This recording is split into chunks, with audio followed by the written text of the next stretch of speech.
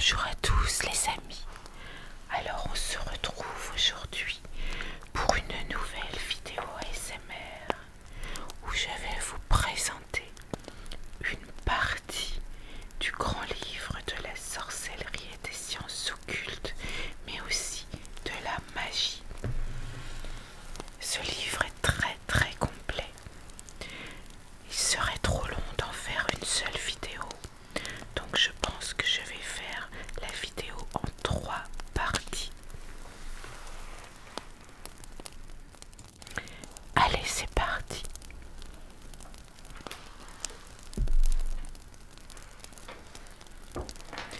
Vous allez pouvoir vous rendre compte que c'est un livre très bien illustré, magnifique, avec des photos, des images d'époque. Il y a plusieurs chapitres dans ce livre. Racines antiques, malédiction ou guérison, savant et sabbat, les cérémonies secrètes et la magie moderne. Tout ça en fonction des dates dans l'histoire. Racines antiques, c'est de la préhistoire à l'an 400. Malédiction ou guérison, c'est de l'an 400 à 1500. Alors on va démarrer par le premier chapitre. Alors je ne vais pas rentrer dans les détails, ça serait trop long. Mais on va voir juste les grandes lignes et les belles images de ce livre.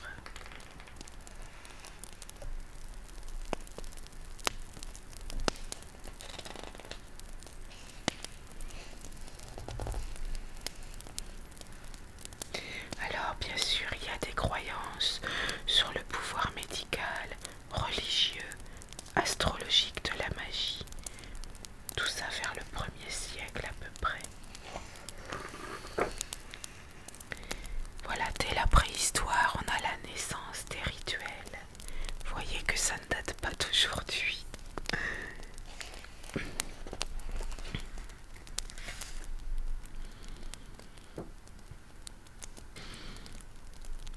Dans les temps préhistoriques, on connaît tous les grottes de Lascaux par exemple, où ici est représenté le chaman de Lascaux. Bien sûr, cette peinture rupestre que nous connaissons un peu tous, elle représente un bison qui domine un homme prostré près d'un oiseau. Ce serait un chaman et l'oiseau serait son animal totem, voyageant avec lui vers le royaume mystique, tandis que son corps inerte gît dans le monde matériel.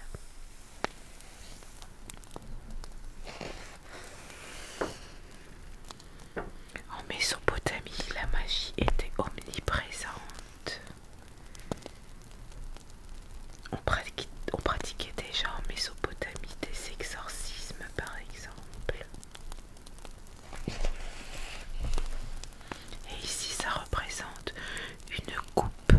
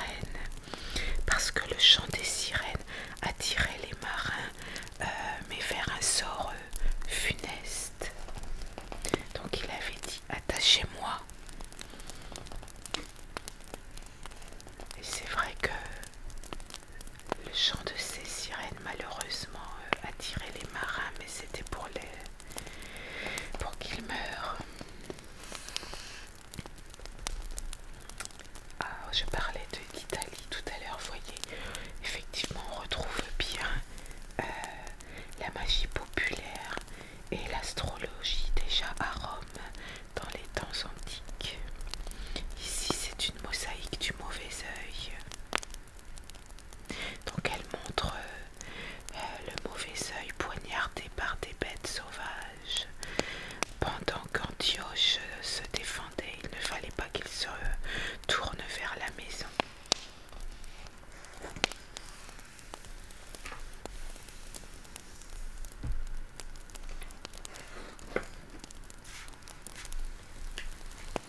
Les représentations sont vraiment superbes. J'adore.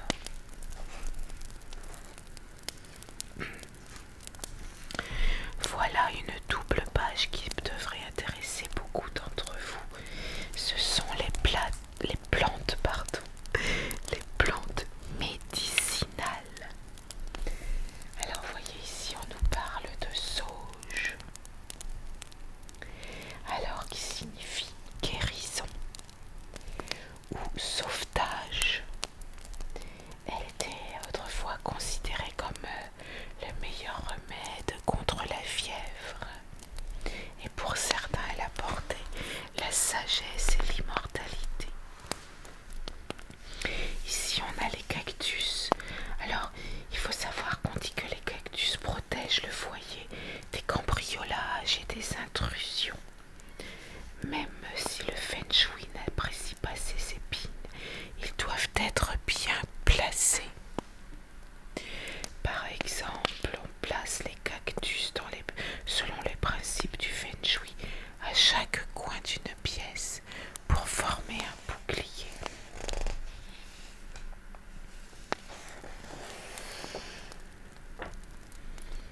On nous parle d'élixir de vie et de mort aussi dans la magie en Chine antique. Alors il faut savoir que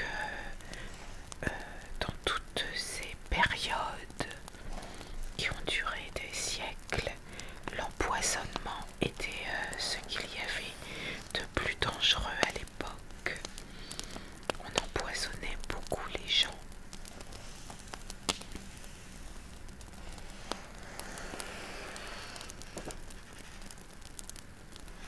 On nous parle de divination chinoise. Alors c'est vrai que les Chinois étaient en avance sur beaucoup de choses, même sur les méthodes divinatoires, tout comme au Japon d'ailleurs.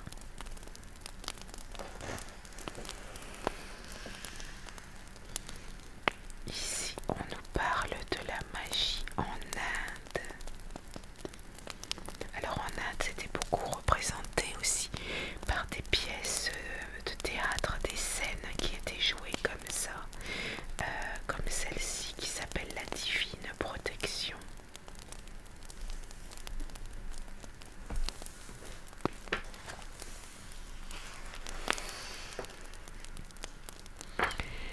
Bien sûr, on va vous parler aussi, on ne va pas oublier dans ce livre le cycle cosmique, la magie chez les Mayas.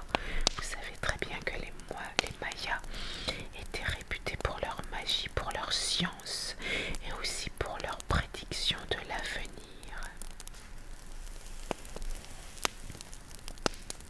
Alors malheureusement, la plupart des textes mayas ont été détruits après la conquête espagnole, mais le codex, ça c'est le codex de Madrid, il est l'un des rares à subsister et il recèle des almanachs et des guides calendaires pour assister les prêtres mayas lors des rituels. Alors lors des rituels, les mayas pratiquaient beaucoup la saignée.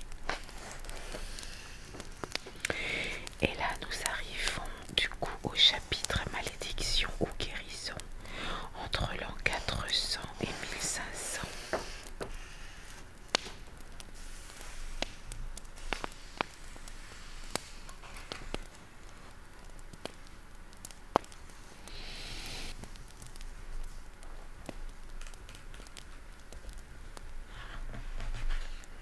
On nous parle des porteuses de quenouilles et les divinités dans les pays nordiques, puisque là on nous parle de magie nordique.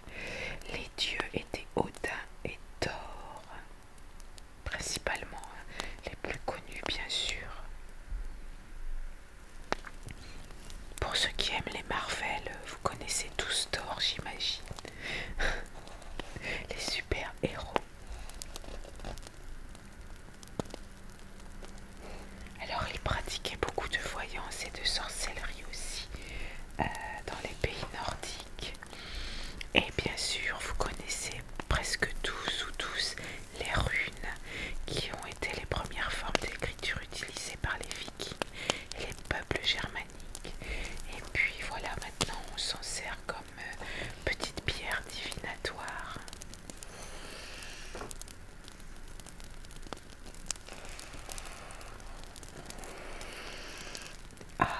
c'est ma période préférée. Moi j'adore ça.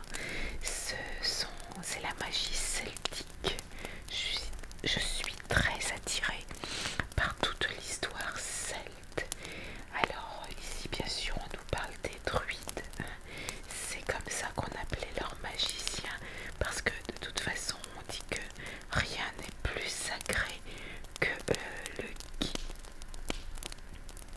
Il y avait ce rituel de la cueillette du gui. Alors ils étaient habillés d'une aube blanche et on disait qu'ils coupaient le gui à l'aide d'une faucille d'or.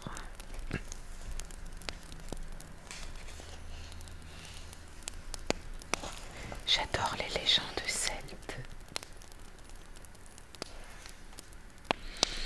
Et puis ensuite on nous parle de christianisme et d'occultisme dans la magie byzantine médiévale.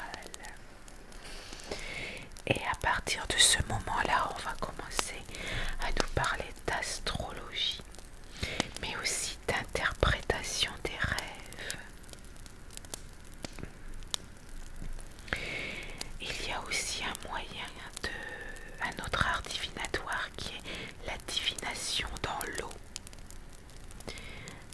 Voilà, c'est là l'écanomancie.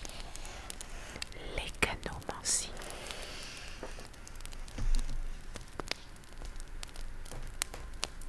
Et puis bien sûr, on ne va pas oublier l'islam, qui aussi ont leur rituel de magie. Ici par exemple, c'est un talisman du XIIe siècle. C'était un parchemin sacré issu du Coran. Alors porté en amulette ou en pendentif, le texte protège le cœur de celui qui le porte.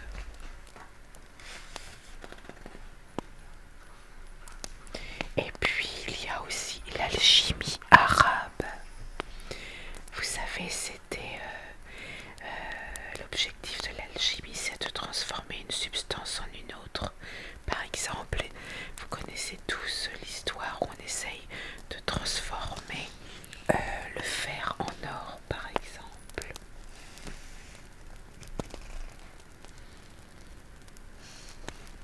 Et là, on va commencer à nous parler d'astrologie arabe, mais aussi de magie astrale. Donc on va commencer à nous parler des planètes et des prédictions astrologiques grâce à ces planètes. Ah, et ici, voilà, vous avez toutes sortes d'objets de protection selon les religions et les croyances, comme la main de Fatima qui repousse le mauvais œil, l'œil d'Horus par exemple, qui est censé aussi vous protéger. Ici, ce poussoir ou ce heurtoir sur une porte d'église garantit le doigt d'asile à quiconque se présente. Voilà, il y a différentes, les croix, la patte de lapin, les vierges, les reliques chrétiennes.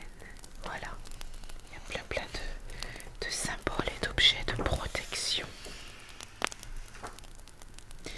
Et puis bien sûr il y a la magie, ésotérisme et judaïsme, comme ce sceau de Salomon par exemple. On l'appelle l'étoile magique parce qu'il est en forme d'étoile, et l'étoile de David a 6 branches. Donc ici le codex de Saint-Pétersbourg, c'est le plus ancien texte complet du Tanakh, sont de puissants symboles magiques.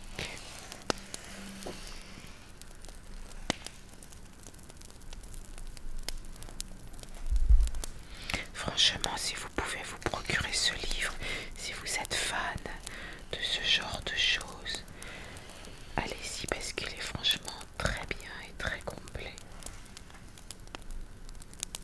C'est toute l'histoire de la magie, des sciences dans tous les peuples au cours des siècles. Vous voyez, on arrive ici à la magie populaire en Europe, où on croit au pouvoir des objets, par exemple.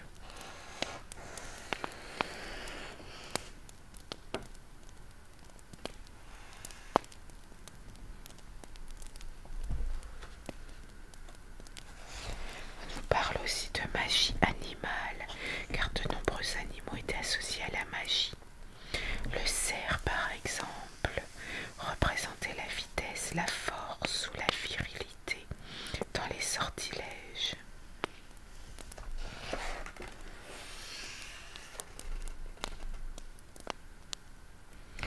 Et ensuite, bien sûr, il y avait la magie en médecine avec des incantations sur des malades, des enfants, des animaux. Bon, bien sûr, la magie ne guérit pas, hein. Attention, hein. Vous savez, parfois des gens aujourd'hui, à notre époque, qui vous disent je peux vous guérir par telle ou telle magie.